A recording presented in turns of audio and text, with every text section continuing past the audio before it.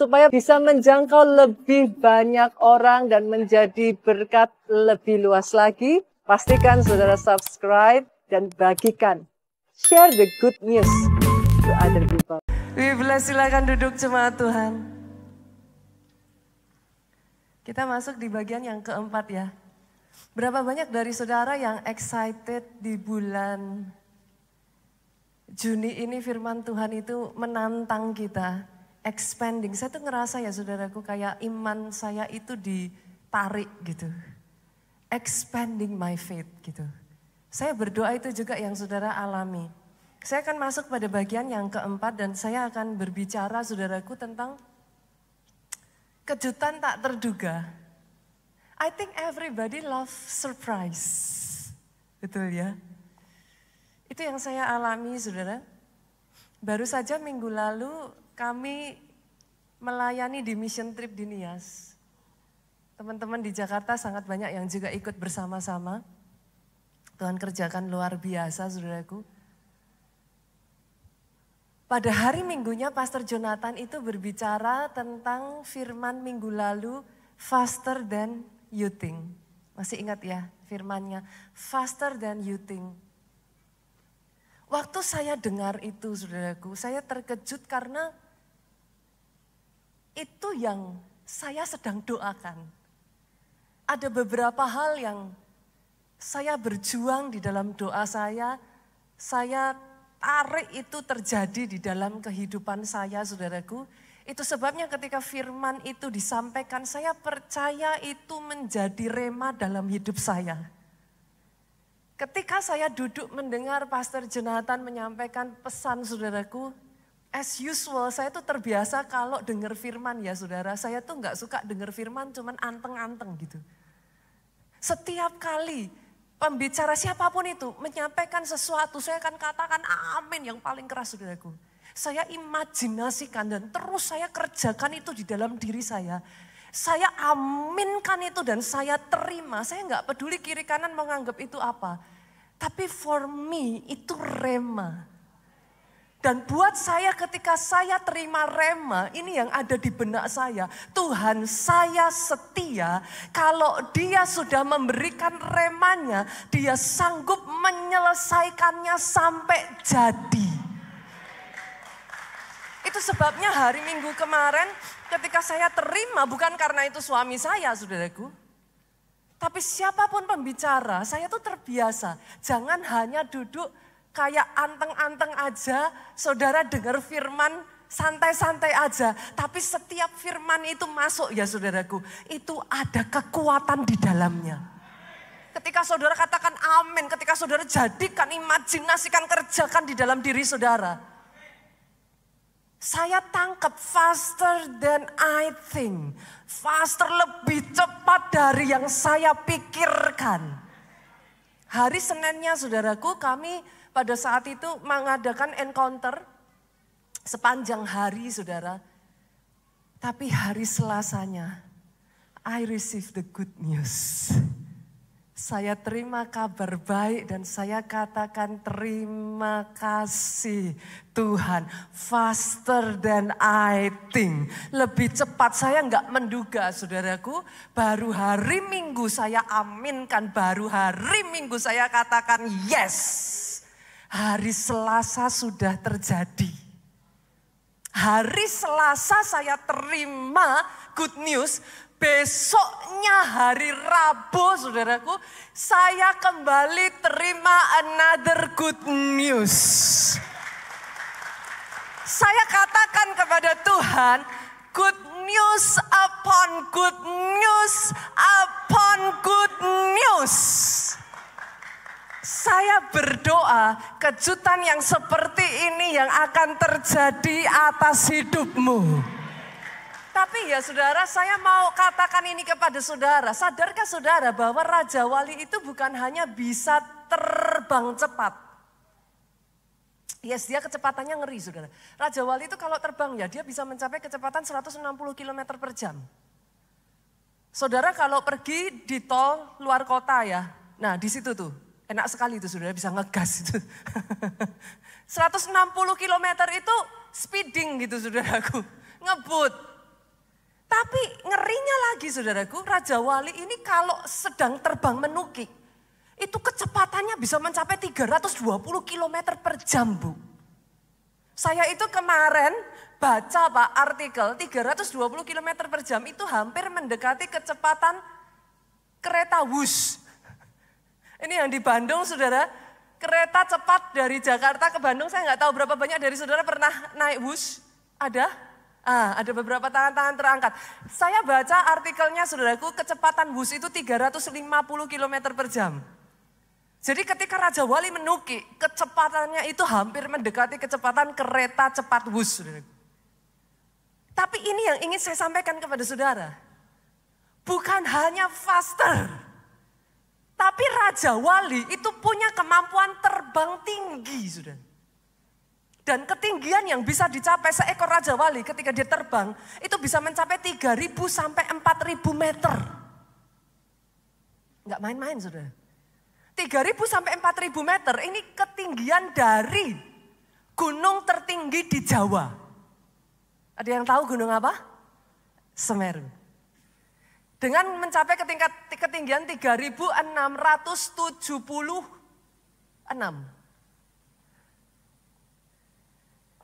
What is my point, saudara?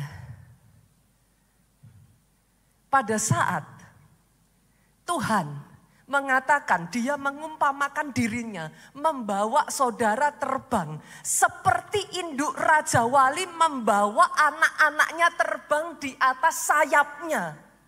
Tuhan sedang pengen ngomong sama saudara.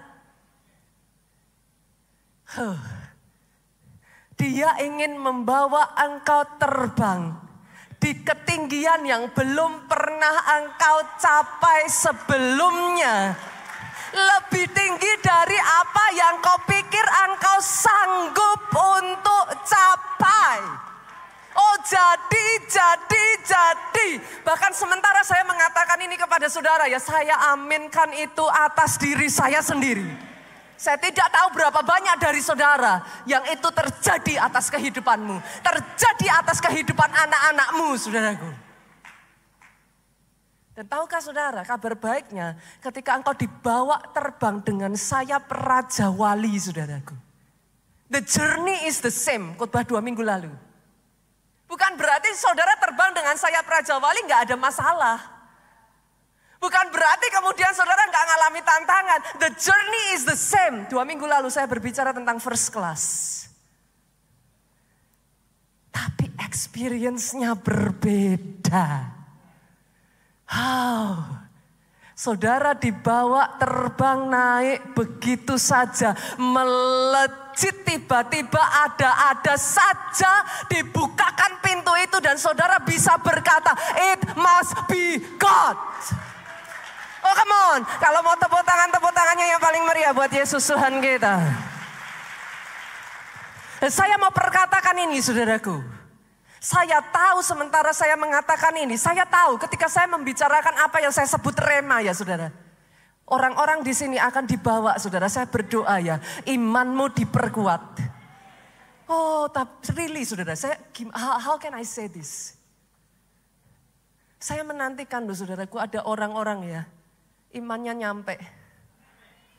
Engkau berjalan bersama the God of wonder, the God of miracles. Every single day kau bisa bersaksi dari mulutmu, Tuhanku dahsyat. Akan ada para businessman, businesswoman di tempat ini, engkau akan dibawa melampaui ketinggian yang sudah pernah engkau capai sebelumnya. Kemarin 2 minggu yang lalu saya dengar satu kesaksian dari salah satu anak jemaat kita, pelayan Tuhan kita di Jogja Pak. Hanya untuk sekolah ke Korea Selatan aja gak ada dana. Dia gak mampu, dia gak punya uangnya. Tapi itu mimpinya. Dia punya kerinduan, orang tuanya minta dia bersekolah di saudaraku, sekolah ketentaraan. Tetapi dia punya kerinduan dan mimpi untuk menjadi seorang aktor. Secara manusia gak mungkin, secara manusia gak bisa. Tapi dia mengikuti The God of Wonder. Dia mengikuti Tuhan sang pembuat keajaiban. Dengan cara yang ajaib entah bagaimana saudara. Dibukakan pintu beasiswa yang secara manusia nggak mungkin. Dia masuk Universitas of Seoul Korea saudaraku. Dengan beasiswa penuh saudara. Itu tidak pernah terjadi untuk orang Indonesia. Tapi bukan hanya itu saja saudaraku. Saya agak kaget sih. Saya pernah nonton filmnya. Jadi saya tahu saudara. Berapa banyak di sini juga penggemar drakor, saudara? Saya pernah nonton filmnya. Cuman saya nggak tahu itu orang Indonesia. Saya bahkan nggak tahu itu jemaat kita, saudaraku. Sampai akhirnya dia casting, saudara. Waktunya dia debut, saudaraku. Dia casting, dia masukkan CV ke banyak perusahaan. Tetapi nggak ada yang satu pun yang terima. Tapi dengar ini, saudaraku, ketika kau belajar terbang dengan sayap Raja Wali ini ya saudaraku. Tiba-tiba dibalik begitu saja. Bukannya yang tadinya nggak ada satupun yang terima. Tiba-tiba dia dibuka jalan kerjasama dengan Han Jimin. Kalau saudara lihat filmnya saudara tahu yang saya maksudkan. Kerjasama dengan Suho EXO. Bintang-bintang ternamanya Korea saudaraku. Saya perkatakan ya, hal-hal yang seperti ini buat orang-orang yang tangkap, saudara akan mengalami itu atas kehidupan saudara.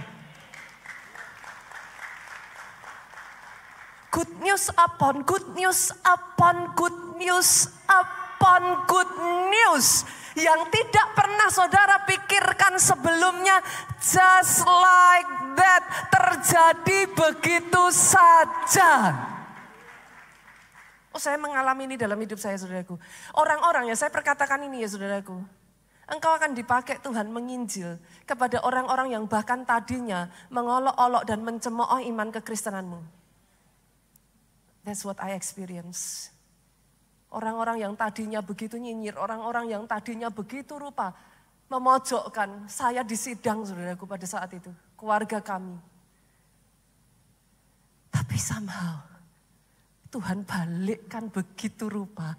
Orang-orang yang sama yang tadinya begitu mencemooh.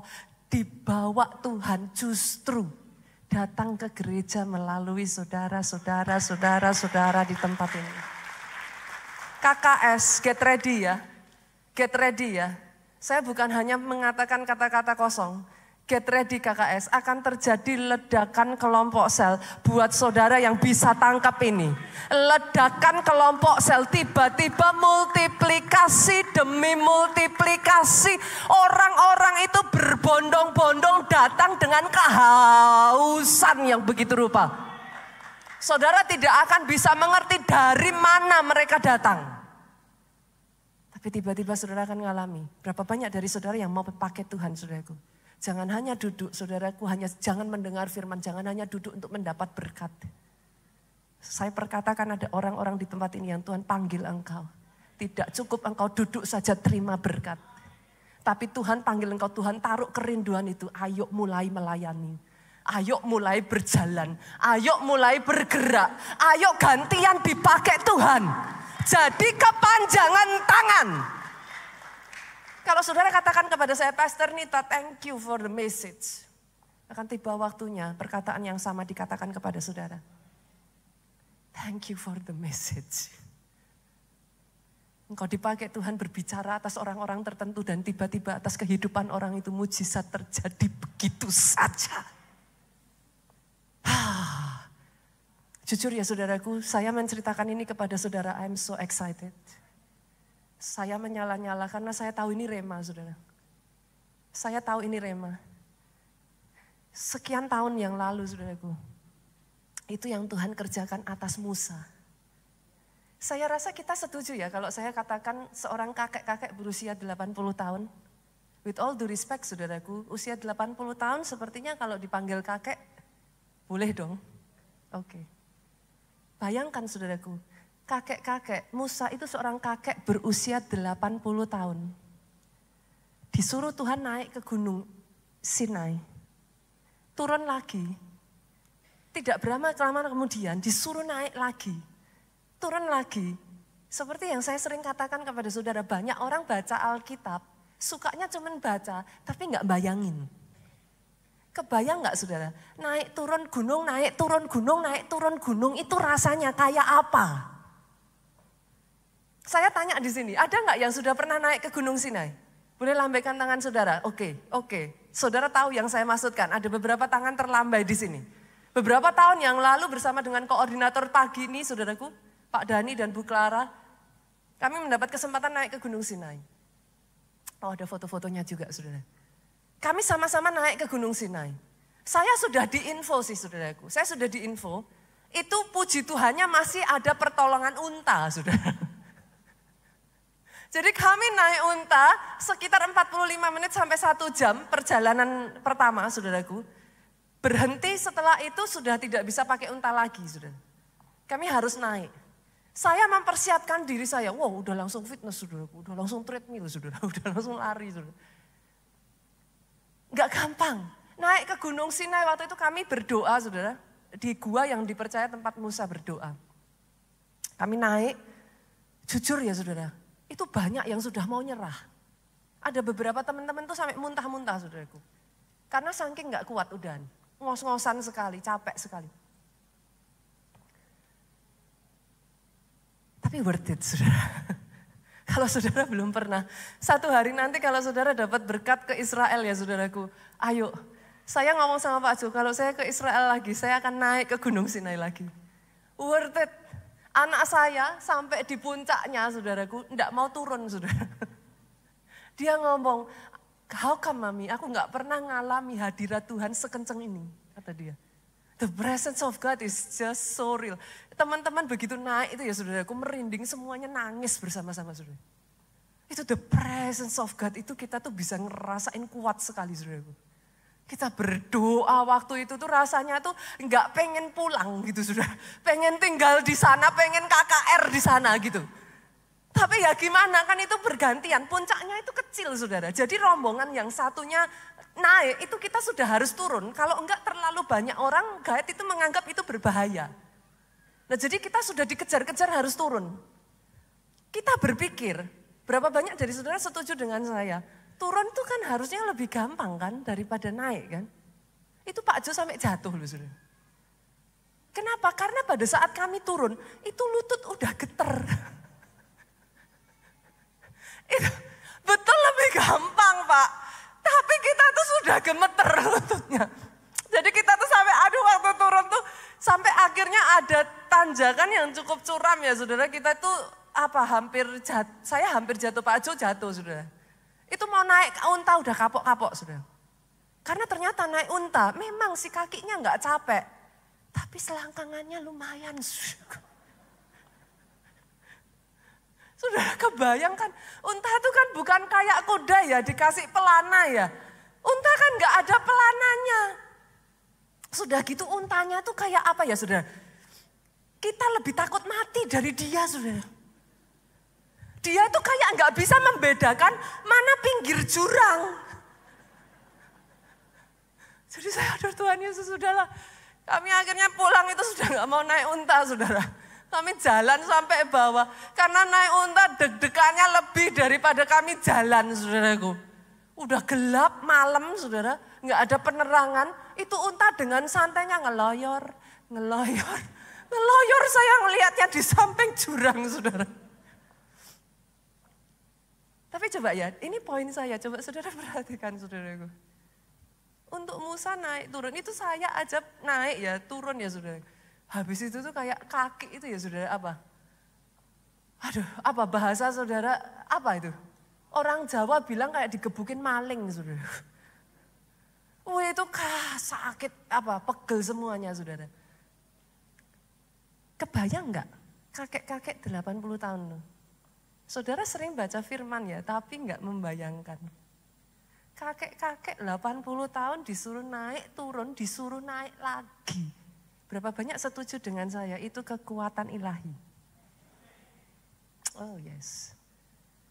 Hal yang sama saya melihat dalam bentuk manusia hidupnya sekarang itu yang terjadi di Pastor E.A. Adeboye, saudara. Deddy Jiu. Dia itu punya satu rutinitas yang dilakukan setiap hari yang namanya doa keliling. Itu kan campnya dia tuh gede banget, saudaraku. camp gerejanya itu some say, sebagian itu mengatakan sudah mencapai 55.000 hektar. Besar sekali saudara, besar. And it's real, it's real. Jadi sejauh mata memandang kami jalan sampai seberapa jauh pun itu area gereja semua. Nah dia itu punya kebiasaan doa keliling. Sampai berkilo-kilometer saudara. Banyak dari pendeta-pendeta muda dengar cerita tentang hal itu dan mereka tertantang. Mereka ngomong sama Daddy Gio, Daddy, boleh nggak ketika kamu nanti jalan doa keliling, kami ikut. Daddy Gio senyum saudara. Ayo, ayo.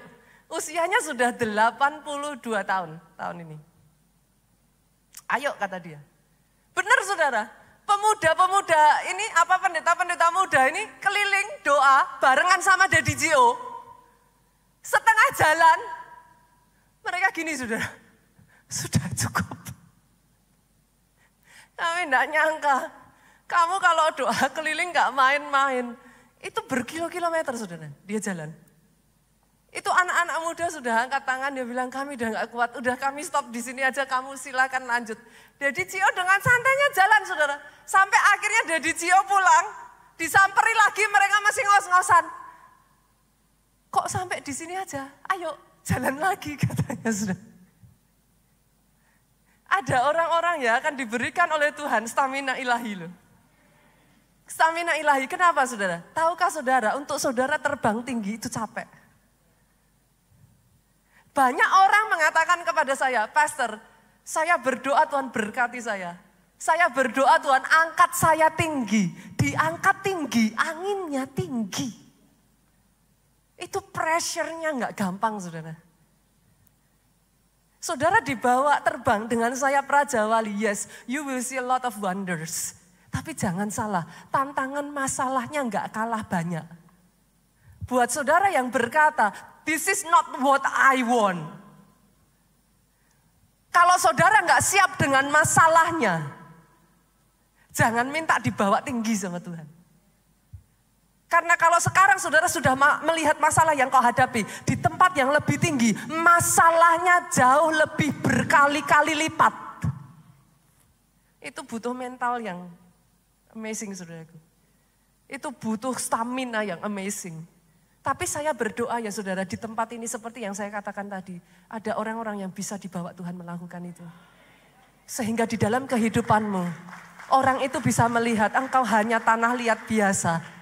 Tapi mereka tahu kalau engkau bisa mencapai ketinggian itu, it must be God. Itu pastilah Tuhan yang mengerjakan dalam kehidupan saudara. Dan justru dari situlah nama Tuhan dipermuliakan. Oh boleh tepuk tangannya yang paling meriah. Anak-anak muda ayo. Ayo saya tantang saudara. Saya berdoa sungguh-sungguh ya saudaraku. Benar-benar ada orang yang punya kerelaan hati dibawa Tuhan besar. Banyak orang mintanya besar tuh saudara, tapi saya ngomong dengan bahasa ini, kerelaan hati untuk dibayar besar, dibawa besar. Karena engkau dibawa besar ya, bayar hargamu besar. Banyak yang di tengah jalan sudah ngomong sama saya gini, Pastor, saya mau yang nyaman aja. Saya mau besar tapi enggak segitunya, Pastor. Tapi harus ada orang-orang yang rela ya saudaraku. Dibawa untuk bayar harga sedemikian rupa. Supaya engkau bisa dibawa besar. Orang lain, generasi demi generasi di bawahmu. Melihat apa yang engkau kerjakan dan mereka berkata, kalau dia bisa, aku juga bisa. Oh kalau mau tepuk tangannya. Buat Yesus Tuhan kita. Pertanyaan saya sekarang saudara. Pastor, terus kalau Tuhan bawa tinggi, terbang tinggi. Jadi bukan hanya faster ya saudara. Faster minggu lalu kita sudah bicara. But faster and also higher. Pertanyaan saya, kenapa Tuhan kerjakan itu? Kenapa Tuhan mau bawanya itu faster and higher? Apa cuman buat kita kayak untuk bangga-banggaan saudara? Atau hanya kita buat kayak apa? Flexing gitu saudaraku, boasting. I don't think so. Saya akan bagikan 3 hal. Kenapa sih Tuhan itu mau bawa saudara di ketinggian yang tidak terduga? Kenapa? Kenapa ada apa? Di ketinggian itu tuh ada apa? Yang pertama saudara, Di ketinggian yang tidak, hanya di ketinggian tertentu itulah saudara bisa melihat dengan lebih luas. Saya ulang ya saudara. Bedanya terbang tinggi dengan terbang rendah itu hanya soal visi. Karena Raja Wali itu dibawa terbang tinggi, itu sebabnya dia bisa melihat apa yang hewan lain gak bisa lihat. Karena dia dibawa terbang begitu tinggi, dia itu bisa melihat lebih luas. Beda kalau saudara lihat ayam. Tok, tok, tok, tok, tok, tok, saudaraku. Kan? Coba saudara perhatikan, dengan ketinggian segitu, apa yang dia bisa lihat? Ya ulat-ulat kecil di tanah, saudara. Bahkan kalau enggak hati-hati, dia berebut dengan ayam yang lain. Karena itu yang bisa dia lihat. Dia enggak bisa lihat apapun selain daripada itu. Begitu dia lihat satu ulat, ada ayam lain yang mau ambil ulat yang sama. Mereka berebut. Saya perkatakan ini ya saudaraku. Keturunan orang benar perkasa di bumi. Oh. Ketika engkau dibawa terbang di atas sayap Raja Walia, engkau dibawa melihat hal-hal yang tadinya belum pernah engkau lihat sebelumnya. Tiba-tiba you see it. Gitu. Kalau saudara masih ingat, Rema di awal tahun ini apa saudara? Ada yang masih ingat gak? What you see is what you get. Masih ingat kisahnya?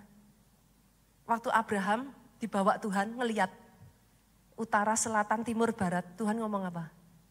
Seberapa matamu melihat, aku berikan kepadamu. Do you see it?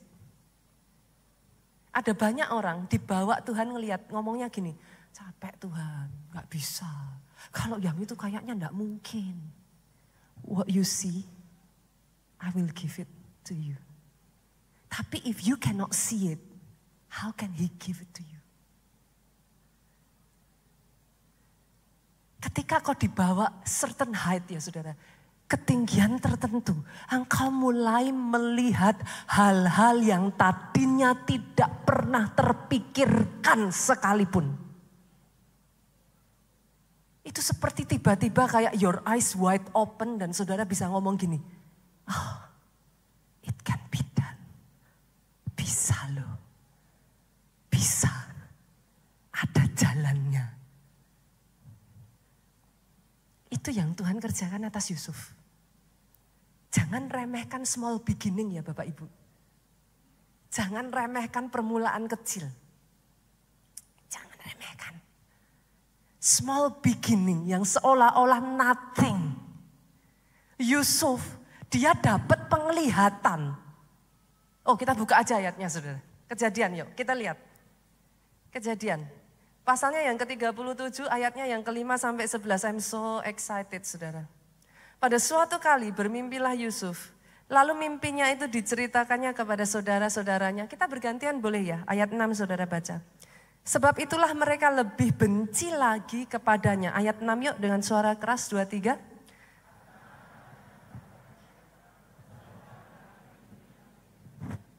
Tampak kita sedang di ladang mengikat berkas gandum.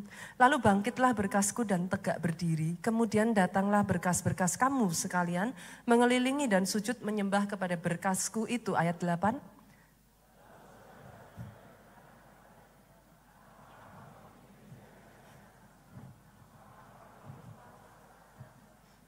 Makin bencilah mereka kepadanya karena mimpinya. Karena perkataannya itu, ayat 9. Lalu ia memimpikan pula mimpi yang lain. Karena perkataannya itu. Lalu ia memimpikan pula mimpi yang lain yang diceritakan kepada saudara-saudaranya. Katanya, aku bermimpi pula. Tampak matahari, bulan dan 11 bintang sujud menyembah kepadaku. 10. Setelah hal ini diceritakan kepada ayah dan saudara-saudaranya, maka ia ditegur oleh ayahnya. Mimpi apa mimpimu itu? Masakah aku dan ibumu serta saudara-saudaramu sujud menyembah kepadamu sampai ke tanah. Ayat 11 sama-sama. Maka iri hatilah saudara-saudaranya kepadanya, tetapi ayahnya menyimpan hal itu dalam hatinya, saudaraku.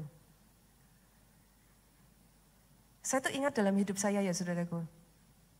Pertama kalinya saya dinubuatkan untuk menjadi hamba Tuhan, saya itu baru berusia sekitar 12 tahun, 11-12 tahun.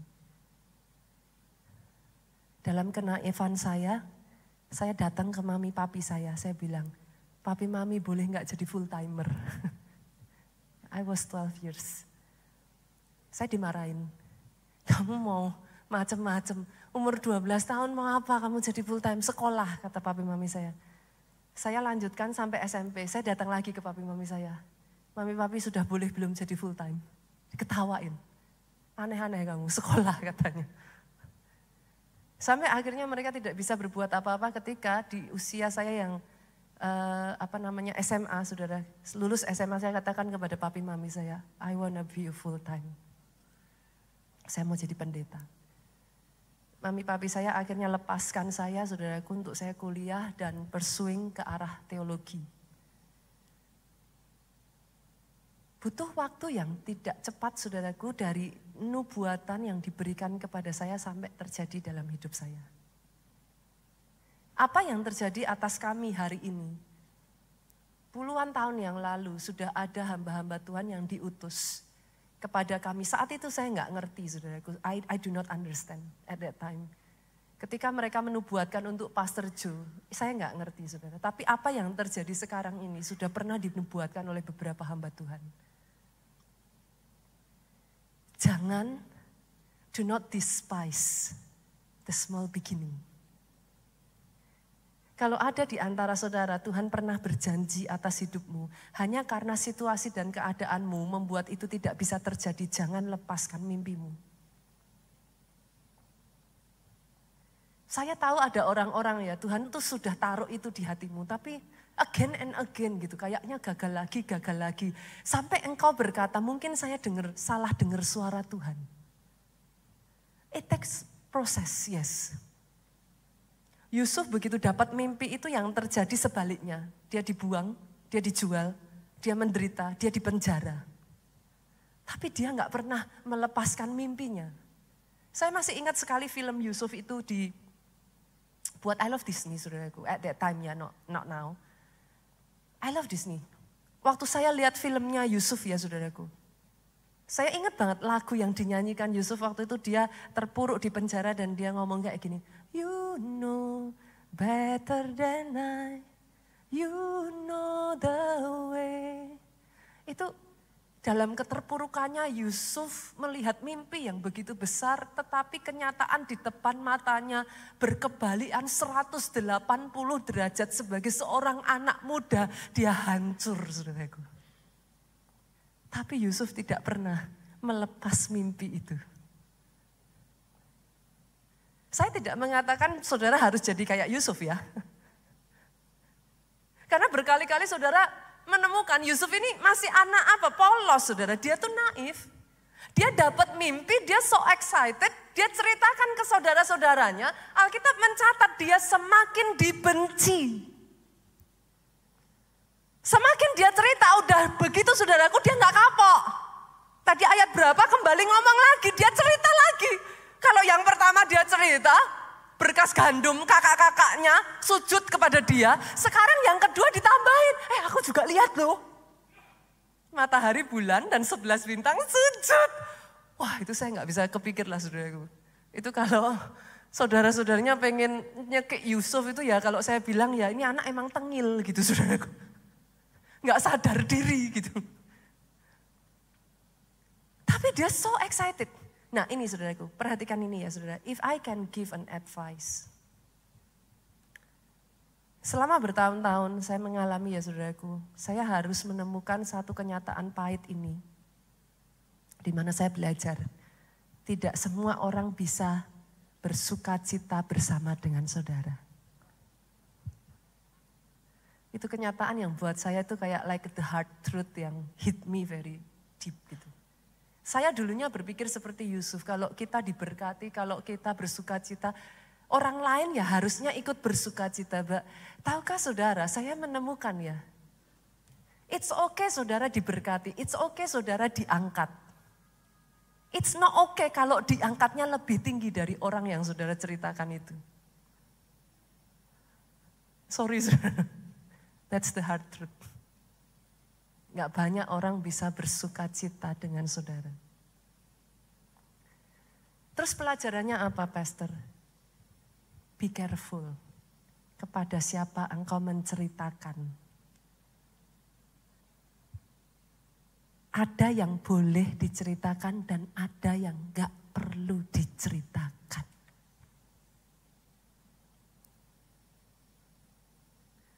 Karena akan ada orang-orang ya saudara, ketika kau ceritakan itu, bukannya bersuka cita dengan saudara, dia bisa serobot ide saudara. Dan akhirnya dia bergerak lebih cepat daripada saudara. Saudara kehilangan kesempatan saudara. Ada orang-orang yang bahkan bukan hanya menyerobot ide saudara, dia hancurkan saudara. Dia jegal saudara, dia pastikan saudara tidak bisa lebih maju. Hanya dengan saudara dibawa ke tempat lebih tinggi, saudara sudah menjadi sumber iri dari banyak orang. Saya menemukan semakin dibawa tinggi, semakin sedikit jumlah orang yang saya bisa bercerita. That's a hard truth. I hope itu tidak terjadi buat saudara. Tapi kadangkala saya melihat ya saudaraku di dalam perjalanan ya, kita perlu minta hikmat dari Tuhan. Kapan waktunya cerita? Kapan kepada siapa cerita? Sebesar apa porsi yang boleh kau ceritakan? Saya rasa lebih mudah orang itu berduka cita dengan saudara daripada bersuka cita bersama saudara. Tapi dengar ini, just because that happened, jangan pernah menyerah. Terus pegang mimpimu. The small beginning. Tunas yang kecil itu bisa tumbuh menjadi begitu tinggi tanpa kau sadari. Itu yang pertama, saudara. Yang kedua, hanya di ketinggian tertentu, saudaraku. Karena Raja Wali itu ada di ketinggian tertentu. Dia itu bisa mengakses makanan yang tidak diakses dan tidak dapat diakses hewan lain. Maksudnya gimana, Pastor? Karena dia ada di ketinggian tertentu. Dia itu bisa mendapat makanan di udara. Burung-burung lain, saudaraku. Dia bisa mendapat makanan di laut.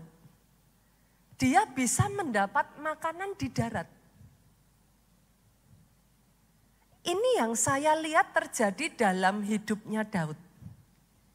Akan ada orang-orang di sini ya, ini yang saya percaya akan terjadi, saudaraku. This is what I truly believe, karena itulah yang saya rasa terjadi atas hidup saya. Ada hal-hal yang saudara ngomong, it's not your class yet. Bukan di situ level saudara. Tapi somehow ya, ketika kau dibawa terbang dengan sayap Raja Wali ya, engkau dibawa naik ke level-level yang tadinya you are not from that level. Engkau pulang ke kampung halamanmu, engkau kembali kepada keluargamu, mereka sudah tidak melihat engkau dengan cara yang sama lagi. You have changed.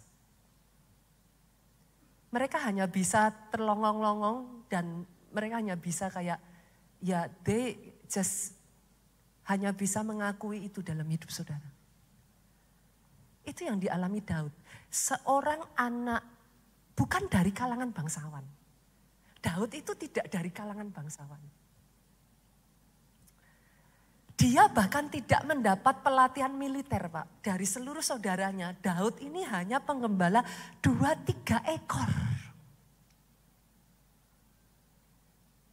Masa depan seperti apa toh, saudaraku, yang bisa didapat? Tapi lihat ya, ketika engkau taat kepada Tuhan, engkau berjalan, ngikuti remanya Tuhan, tuntunannya Tuhan, mungkin gak masuk akal. Tapi saudara nanti akan melihat yang dialami Daud, tiba-tiba yang bukan keturunan bangsawan menikah dengan anak raja. Gak mungkin, zaman itu tuh nonsen. Gak bisa. Yang bukan orang ketentaraan mengalahkan raksasa sebesar Goliat. Berapa banyak yang saudara berkata, Pastor, that is me. Aku mau, Pastor. Aku mau dibawa melakukan itu semua. Bukan kelas saudara.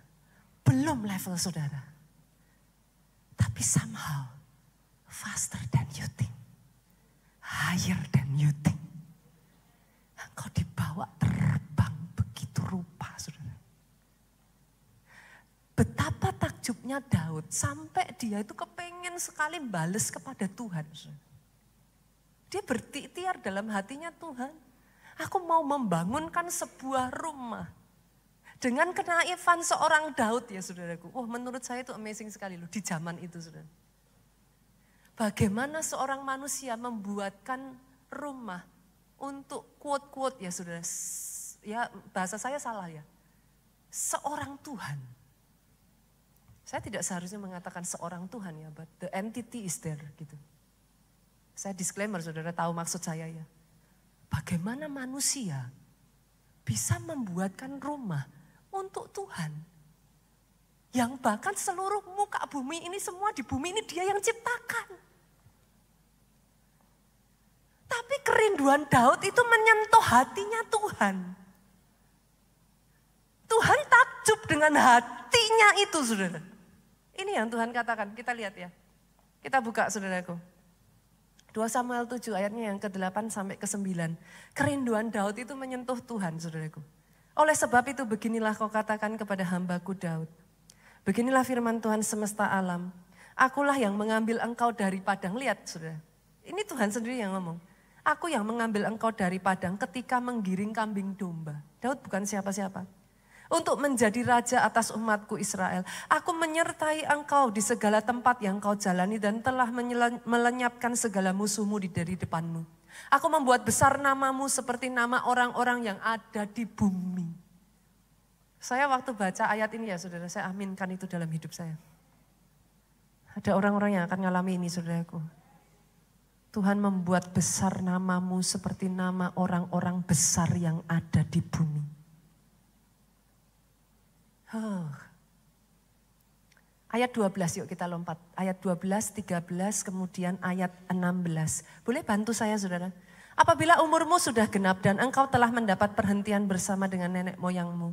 Aku akan membangkitkan keturunanmu yang kemudian anak kandungmu.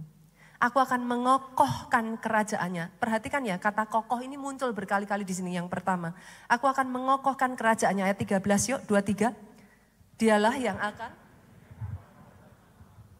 mengokohkan, muncul lagi ya saudaraku. Ayat 16 yuk sama-sama 23. Keluarga dan kerajaanmu akan, keluar lagi ayat kata ini. Untuk selama-lamanya di hadapanku, tahtamu akan, untuk selama-lamanya. Saudara harus tahu ini. Tuhan itu gak banyak bicara saudara. Perhatikan, saudara perhatikan aja di dalam Alkitab. Tuhan itu gak banyak bicara. Saudara nanti ngerti apa yang saya katakan. Artinya gimana Pastor? Kalau dia sudah mengulang sesuatu berkali-kali, jarang-jarang dia mengulang sesuatu 2 kali. Lebih jarang lagi 3 kali. 4, 5 sampai seterusnya. He mean it. Itu message yang very clear sekali saudara. Buat Daud, ayat ini diulang-ulang terus-menerus kokoh, kokoh, kokoh. Kokoh. Lihat seperti apa respon Daud yuk. Ayat 18. Sama-sama kita baca. 2, 3. Boleh dibantu multimedia? Oke. 2, 3. Lalu masuklah Raja Daud ke dalam. Kemudian duduklah ia di hadapan Tuhan sambil berkata apa saudara? Siapakah keluargaku sehingga engkau membawa aku sampai sedemikian ini? Saya berdoa itu yang terjadi atas hidup. Begitu besarnya kebaikan Tuhan sampai engkau berkata, siapakah aku ini Tuhan, jadi biji matamu Dengan apakah ku balas Tuhan selain puji dan ada orang-orang di tempat ini ya saudara, sampai akhir hidupmu kau berusaha membalas kebaikannya. Tidak habis-habis kebaikannya dalam hidupmu. All the days of your life. Kau merasakan he is just so good. Dan yang terakhir ketiga saudara, di ketinggian tertentu itu ya saudaraku, seekor raja wali itu aman dari predatornya. Sebagian dari saudara berkata kepada saya, Pastor, kalau Pastor bilang semakin saya dibawa tinggi, semakin besar tantangannya. Kalau gitu saya di bawah-bawah aja. Gak aman, saudara. Sama jerninya kok, saudara di bawah, saudara di atas, dua-duanya ngalami masalah. Orang banyak uang, bingung nyimpen uangnya. Orang gak punya uang juga bingung, saudaraku. Saudara mengerti yang saya maksudkan? Sama-sama. Mau saudara sukses, mau saudara nggak sukses, dua-duanya punya masalah. Kenapa milih nggak sukses kan gitu toh? Sama-sama masalahnya. Ketika kau dibawa terbang ya saudara, perhatikan ini. Ketika kau berjalan di dalam covenant-nya Tuhan, nanti kau akan melihat protection upon protection upon protection. Diizinkan tapi tidak dibiarkan. Jatuh tapi tidak tergeletak. Itu janjinya Tuhan. 7 kali orang benar jatuh, dia akan bangkit kembali. Lihat aja saudara. Emangnya orang benar gak bisa jatuh? Gak apa-apa, jatuh itu gak selalu jelek kok. Tapi yang penting kan bangkit lagi toh. Bangkit lagi. Kita ini ya saudaraku, ngalami percepatan yang dari Tuhan. Saat ini yang di Solo, KA City sedang bergerak. Anugerah demi anugerah lah saudaraku, saya nggak bisa menceritakan. Goodness upon goodness upon goodness. Visi yang Tuhan berikan atas gereja ini, it was like already years ago saudara. Saya kalau nggak salah ingat ya, sekitar 10 bahkan belasan tahun saudara. Yang lalu Tuhan berikan visi atas gembala sidang senior kita, 1 juta jiwa, 1000 gereja lokal. Berapa banyak yang mau dipakai Tuhan menjadi bagian dari misi. Saya lihat tangan-tangan terangkat. Kemarin kami pergi ke Nias, saudaraku. Teman-teman semua responnya sama. Dulu mereka berpikir duduk di kursi yang empuk, AC yang dingin, karpet yang empuk, itu sudah selayaknya. Sampai-sampai kami di sana melihat what a privilege yang saudara punyai ada di tempat ini. Karena ada banyak saudara-saudara kita di luar sana yang bahkan tidak bisa beribadah dengan layak. Kami mendapat kesempatan melihat di sana.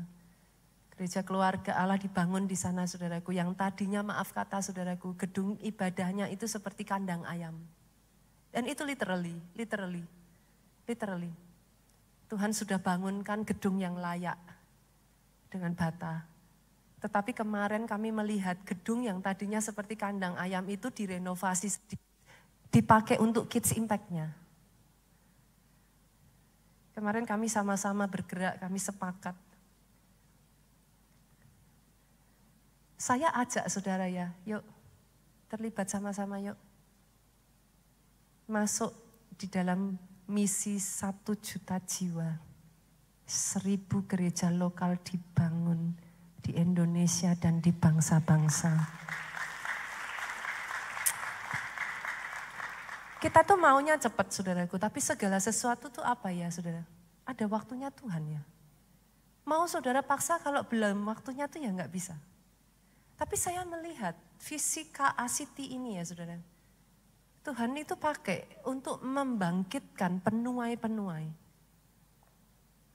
Dan ajaibnya saudaraku, tahun lalu saya itu sebenarnya karena mau menyekolahkan anak saudara. Saya berangkat bersama keluarga saudaraku. Kami ketemu dengan satu sekolah yang namanya Oral Roberts University. Sangat jarang di Amerika, saudaraku, yang ada di tengah adalah presiden dari Oral Roberts University, Dr. Wilson. Sampingnya istrinya, kanan istrinya, samping kanannya lagi anaknya, saudaraku, yang di ujung sebelah kiri saya adalah perwakilannya, wakilnya Dr. Scott, wakilnya beliau. Kami enggak menyangka, saudaraku, karena di Amerika seperti yang saudara mungkin sudah pernah dengar ya sekarang ini ya, kekristenan itu sangat menyedihkan sekarang ini. Masih berdiri sebuah sekolah yang luar biasa, saudaraku, spirit filled, itu enggak banyak, saudara-saudara. One of the best sekolah Kristen, saudaraku, yang mana bahkan hamba-hamba Tuhan besar di Indonesia menyekolahkan anaknya di sana. Saya tidak berasal dari sekolah ini, kemarin mungkin kalau disampaikan, kami tidak berasal, saya dan Pak Jo bukan berasal dari sekolah ini tadinya, saudaraku. Tapi kita sempat berpikir gimana ya nanti Jessica gitu. Kalau lingkungan pergaulannya kurang bagus, bagaimana? Tapi justru kami dipertemukan dengan sekolah ini, saudaraku. Dan yang luar biasanya dari pembicaraan, muncullah pembicaraan mereka ingin membuka di Indonesia. Dan apa ya, saudaraku, Tuhan itu kalau bekerja itu satu-satu kayak puzzle ditaruh gitu, saudara. Dipersiapkan, saya percaya Tuhan pakai untuk mempersiapkan penuai di kemudian hari, saudara. Besok tanggal 7 ya, betul ya, minggu pertama bulan Juli, saudara. Dr. Wilson akan melayani, minggu depan masih minggu kelima, saudara. Jadi Juni ada 5 minggu. Minggu depannya lagi 2 minggu dari sekarang. Presiden dari Oral Roberts University akan datang ke Indonesia dan akan berkhotbah di gereja kita.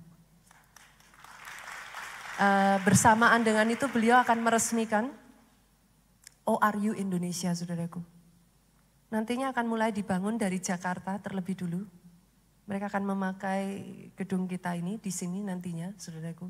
Buat saudara yang punya kerinduan ataupun panggilan ke arah sana, saya ajak join. Ayo, literally saudara, dibutuhkan sangat banyak penuai. Tidak harus jadi full time, saudara bisa seorang businessman, tetapi dibekali dengan pengertian yang benar akan firman Tuhan. Sehingga enggak gampang kau digoyangkan, enggak gampang kau dengar pengajaran-pengajaran dari luar, terus kemudian saudara bilang mana yang benar gitu. Saya melihat pengajaran mereka ini selama puluhan tahun, saudaraku, konsisten, arahnya sama dengan gereja kita. Di luar dugaan, saudaraku, karena di Indonesia mereka, this is the first time mereka buka, dan mereka memilih gereja kita. Saya percaya ya saudara, Tuhan akan bawa faster and higher. Tuhan persiapkan, bukan untuk diri kita sendiri, tapi Dia mau pakai banyak orang bersama-sama menuai di akhir zaman. Berapa banyak dari saudara yang rindu dipakai Tuhan? Saya undang saudara bangkit berdiri. Pemain musik boleh maju ke depan. Datang di hadapan Tuhan, saudaraku. Datang di hadapan Tuhan. Ada banyak orang di sini yang Tuhan tidak mau engkau hanya melihat ke bawah, mengais-ngais seperti seekor ayam. Terus melihat dan berputar-putar dengan masalahmu. Come on, saudara. Everybody got a problem. Setiap orang punya masalah. Tapi jangan terkurung dengan masalahmu. Bangkitkan imanmu. Latih stamina rohmu untuk menginjak-injak masalahmu. Jangan terus berputar dan akhirnya Tuhan mau bawa saudara pun susah, saudaraku, karena engkau ya terus ada di situ aja kayak di perputaran putaran dari masalah saudara sendiri. Seperti apa sih, kayak labirin pusaran yang tidak ada akhirnya kayak gitu ya. Tapi ayo, gain your strength, cepat keluar dari masalahmu. Karena yang saya tahu ya, Tuhan mau bawa engkau besar. Tuhan mau pakai engkau. Tuhan angkat engkau bukan hanya untuk dirimu sendiri. Karena janji Tuhan untuk Abraham, melalui engkau dan keturunanmu seluruh bangsa di muka bumi ini akan diberkati. Berapa banyak yang percaya kita keturunan Abraham? Oke. Angkat kedua tangan saudara, diberkatilah saudara oleh Tuhan. Amin. Diberkati keluargamu oleh Tuhan. Kedua tangan yang kau angkat tinggi, apa yang dikerjakan tangan-tangan ini dibuatnya berhasil. Saya perkatakan dalam kehidupan saudara, sehat tubuhmu, Amin. baik jiwamu, Amin. kuat rohmu, Amin. panjang umurmu, untuk menceritakan segala perbuatan baik yang daripada Tuhan.